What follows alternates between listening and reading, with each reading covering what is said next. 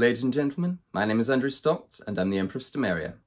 Today I want to discuss the apparent exodus of Aeternian citizens to Stomaria.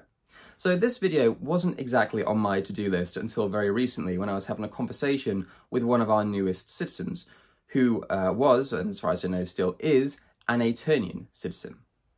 And I quickly realised, having thought about it for a quick moment, that a little under 10% of Stomarian citizens are actually former or current Aeternian citizens. And I thought that this would be something worth discussing. Now, a lot of our followers will already know who and what Aeternia is, and I don't intend to go over our rather checkered history with them in this particular video. It is something that we've discussed in the past. If you're interested, we have videos that cover this sort of thing already. But I did think it was going to be worth discussing for other reasons. And before we get into this, I did want to just highlight and emphasize here that the numbers that I am actually going to be talking about are incredibly small. On both sides of the aisle, we're talking about very, very tiny numbers. So when I say a little under 10% or around 10% of Stomarian citizens are former Aeternian citizens, we did only just recently announce that we hit the 50 citizen threshold. And likewise, Aeternians, we don't know how many there are. They don't publish their citizen numbers on a regular basis, or as far as I know at all. We do know a little bit about the number of citizens they have through financial contributions, because that's in the public space, but there are other ways to become Aeternian citizens. We just don't know the actual figures on that front. So the reason I wanted to discuss this, first off, is that from Aeternia's perspective at least, there does seem to be an incredibly high amount of citizen turnover. That is to say, we can see that they have 5 fully paid up citizens at the time of this video. But we have as many citizens within Stomaria itself. It would be the equivalent from our own perspective of having 50 Stomarian citizens going off and joining another entity. Now, the issue, I think, from Aeternia's perspective is that we are not going to be the only other community out there which Aeternians go off to join. So the likelihood is that the rate of Aeternian citizens departing Aeternia in some form or another is a lot higher than even what we think it is, because obviously they'll go off and do other things, or they won't join any other communities at all. So that is something that I think probably needs to be reviewed and looked at within Aeternia itself. But the question is why? Why are Aeternian citizens leaving in such numbers? What is causing this exodus to happen? Now, as I said earlier in this video, Stomaria does have a bit of a checkered history with Aeternia, and we have made various publications about them for various reasons in the past. And because of this, a lot of people have come out to share their own experiences with Aeternia. Some of these are Aeternian citizens, and others are simply those who have come across Aeternia and shown some support to them in some form or another. But I do know definitively that a lot of these opinions are coming from former Aeternian citizens that have decided that Aeternia was not for them. Now, there seems to be, from what I can see, from our the comments on our YouTube videos that we published, the emails that we get, the messages that we get, there seems to be 3 prevailing reasons as to why Aeternian citizens end up leaving. The first is Aeternia's not very subtle shift towards communism and communistic ideals. This is something that is a matter of contention for some people that I have seen in the past. The other reason seems to be about Aeternia's lack of progress. There doesn't seem to be any real movement in terms of what Aeternia has been able to accomplish. And there's a lot of bemusement, I think, in some circles, that it's taken over 2 years at this point to build a single shed on the land that they acquired. And they think that because it's taken this long just to put up 3 walls on a shed, which is going to be rotting away before too long, that the prospects of Aeternia, the possibility of Aeternia actually achieving something meaningful is relatively diminished. So I think that is, again, one of the reasons that Aeternians end up getting quite disillusioned with Aeternia itself. But the third reason seems to be that AP doesn't have much of an interest in the citizens of Aeternia unless there is some kind of financial contribution or reward involved. And now, again, this is not me saying this. This is Aeternian supporters, Aeternian citizens going out there and either saying it publicly or saying it privately. This is the reason that I'm no longer involved in Aeternia. And, you know, I'm the messenger. Don't shoot the messenger. And I think, as just as an aside, the other reason that I think Aeternia does struggle is because of their dislike of Stomaria. And I don't mean that in the sense that because we're so, you know, all-powerful and all-influential and almighty, that anyone that would cross us would simply diminish. I'm not saying that. I'm saying Aeternia, or more specifically AP, from various reports that I've seen, has a habit of purging Aeternia of anyone that not only wants to engage with us, but also simply watches our content. There was a comment on one of our YouTube videos a little while ago from someone that said AP had told them that if they dared to watch our videos to support Stomaria simply by having some views on our YouTube channel, then he should just resign his citizenship or leave Aeternia or abandon Aeternia, stop their support for Aeternia, because he didn't want their support if they dared to watch our videos. Now, this kind of attitude, obviously, is going to be quite detrimental to Aeternia in particular, because I have no doubt whatsoever that many hundreds, if not thousands, of the subscribers that both Stomaria and Aeternia have are intermixed in some form or another. I'm sure that a lot of the people that watch our videos also watch theirs and vice versa. And so with that kind of attitude, he's going to quickly find himself sat in a room by himself. But again, that's just as an aside. Purging Aeternia of anyone remotely sympathetic to or interested in Stomaria is probably not the best strategy when it comes to expanding or building a nation. Now, the other reason that I wanted to highlight this wasn't just to rag on Aeternia. It's more to do with the fact that something that I have been meaning to do for a while is to update the How to Start a Nation series regarding citizenship. And citizenship is one of those interesting topics when it comes to the nation building experience. And one of the points of contention for a lot of people is whether or not it's a good idea to allow the citizens of your nation, of your community, to be citizens of other nations and other communities.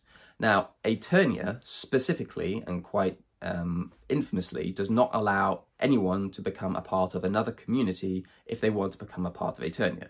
The logic being that if you are involved in another nation or another community or another group of some sort, then you're not dedicating all of your attention to your nation, to your community, to your group. And that is reason enough to prohibit people from getting involved in the first place. Now, Stomaria takes a very different approach with this. Because we are a federal monarchy, we have different nations and different communities within the Empire of Stomaria. We are not a homogeneous cultural identity. We are a nation of nations. We have many different groups and entities within our ranks. And having someone being a citizen of Wayward and the Republic of Esther and Stomaria and Sealand and Ladonia, whatever else, if we have someone like that and they want to become citizens or lords or barons or whatever else of all of these different communities within the Empire or outside the Empire, that's not an issue for us. We don't take issue with the fact that people want to be a part of other communities as well as our own. Trying to monitor, you know, and who can play with who is a bit childish, in my opinion. It's far more effective to be allowing people to become involved in your nation because the skills, the contributions, the actual support that you'll get from that individual, it might not be 100%, but at least it's something, and something is surely better than nothing. And that's the kind of attitude that I have. Not only because it's a case of, well, what right do I have to say you can't belong to that group or you can't join them or whatever else? What right do I have to say to grown men and women to say that? Now, if they want to become a part of Stomaria and only Stomaria, fine, that's great. But if you like these other guys over here and you want to get involved in some capacity, go nuts. It doesn't matter to me. Now, the reason, again, I say all this is because it's very important to be able to branch out. And I am going to discuss this in the How to Make a Nation series, hopefully in the next few months or so. But once it comes to actually attracting people to your nation, you don't want to put up massive walls, barriers to entry, and one of those being you can't be affiliating with someone else. Because the result is that you have, you know, Aeternia and Stomaria is a good example. Stomaria, where it's just hit the 50 citizen threshold, and Aeternia, despite being far older than Stomaria, still languishing, as far as I know, in the single digits when it comes to Aeternian citizens. Now, again, we're comparing very tiny, minute numbers, but the point stands. It will be easier for you to attract a larger citizen base, even if they're not 100% involved, if you just relax the reins a little bit, if you just have a little bit more chill, if you're not so concerned about people belonging to different groups and different entities. Now, to re-emphasize this, I suppose, when I was having this conversation with one of our newest citizens, who is, I believe, still currently an Aeternian citizen, when I was having this conversation with this new citizen of ours, I did make a point of saying, you being an Aeternian citizen is not an issue for me. However, if AP finds out that you're a citizen of Stomaria, you will be given an ultimatum or you will be kicked out. And this is not something that's, you know, unusual or not particularly well known within Aeternian circles. It happens all the time. Aeternia, again, or more specifically AP, was quite happy to axe Consul David, someone they called David the Blacksmith, and he was one of Aeternia's biggest financial backers and strongest supporters up until a point, until AP told him to stop interacting with Stomaria, and given the ultimatum, David decided to leave, founded the Republic of Esther, and he joined Stomaria as a member state, and has been a committed and dedicated and loyal friend of Stomaria, of the Empire, and of me personally ever since. And that's been a little under 2 years at this point. So again, if you're going to keep pushing people out, and you're going to put up all of these barriers to entry, then you are going to end up with a very small pool of people. You can have as many hundreds or thousands of subscribers or followers or whatever else on social media as you like. But if you're going to keep forcing people away that may be able to contribute something of value to what you are building, then you're not going to get anywhere. And I think Aeternia is just a prime example of that. And I just wanted to make this video really because it's a case of highlighting that the two kinds of ways you can go about it. You can be open about having people involved in your nation if you're not too restrictive as to what those people can actually do, if you maximize freedom, liberty, and all that jazz. Or you can go down the harsher, more surveillance-like route where you are constantly monitoring citizens to make sure they're not straying off the path that you've set for them. And, you know, I suppose that goes back to the kind of the ideological divide in some form or another, because Stomaria is obviously far more libertarian, far more interested in personal liberty and personal freedom, and minimising the role of the state in people's lives. That's where our sort of ideological stance is.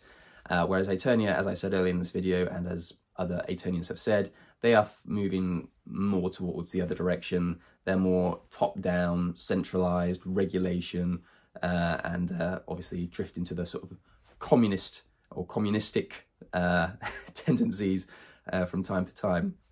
But that is all to say that Stomaria does, in fact, comprise of a lot of former Aeternians. I would be interested to know if there are actually any former Stomarians within Aeternia. And the only reason I don't think that's the case is that I can pretty much name every Stomarian citizen that's ever left Stomaria, because it's in the low single digits. The only two public ones that ever left would be Nebo, Molossia, and Bran Howell, and that was 2. And I think that makes up about half of the number of citizens that have ever left Stomaria. So it's not exactly a huge amount. I think maybe it was 4 or 5 in the last 5 or 6 years that have left Stomaria. But since we've hit the 50 citizen threshold, that's obviously far less of a concern than, say, having 50 Stomarian citizens all leave to join another group or another entity. That's something that I would take some issue with. However, something else that I wanted to discuss is the importance of citizenship, how important citizenship is, getting the numbers up or whatever else. Because I have said for many years that it's not necessarily that important when it comes to saying, oh, I've got 50 citizens, 100 citizens, 1,000 citizens, 10,000 citizens, 20,000 citizens, or whatever else. On the face of it, it doesn't necessarily, first of all, translate into immediate success. There's no guarantee of that. For instance, I mean, you have to look at Ladonia as a good example. They have like 20, 30, 40,000 citizens, or however many they've got. Can anyone name any of them? Can anyone see any infrastructure or, you know, any kind of community from Ladonia? I mean, you might look at MicroCon and you can see 1 or 2 Ladonians there, but you know, there's no, you know, great halls or stadiums filled with Ladonians or whatever else cheering on their queen or whatever else. So just being a citizen doesn't necessarily mean anything. And I have said in the past, even if Stomaria itself, if it was boiled back down to me and my immediate family, I would still continue on with this fight. And Aeternian may be well the same, even if it was just AP alone in his room. Maybe he would still keep pushing on with this, or maybe he wouldn't, who's to say. But you don't necessarily need citizens to make everything happen the way you want it to, at least in the short term. Long term, if you actually want to build a genuine nation, genuine community, you do need to establish that nation through building a community, a genuine community. But simply having it boil back down to yourself and some close associates is, in my opinion, perfectly fine, and then you just build up again from there. But the one thing I would say is that if in the span of the last few years we did have that many Stomarian citizens just leave to join one or more other entities, to have, you know, 50 or 60 Stomarians just vacate over the course of a few years, that would be a cause of concern to me, and potentially something that you would, you know, take some time to reflect on. And so I suppose to end this video, that is what I would suggest if you are in that position yourself. If you do have a large amount of citizens coming in and then quickly leaving to join another entity, or to you know, have no more part to play within the nation building experience, then it's not necessarily the end of the world, but it might be time for you to take a step back, look at what you're doing, look at why people are leaving, and then seeing if you can actually improve on yourself or improve your nation to make sure that long term, the community that you are building is going to last. If you want to learn more about Stomaria or play an active role in our development and expansion, visit our website at www.stomaria.com and find out what it means to be a Stomarian.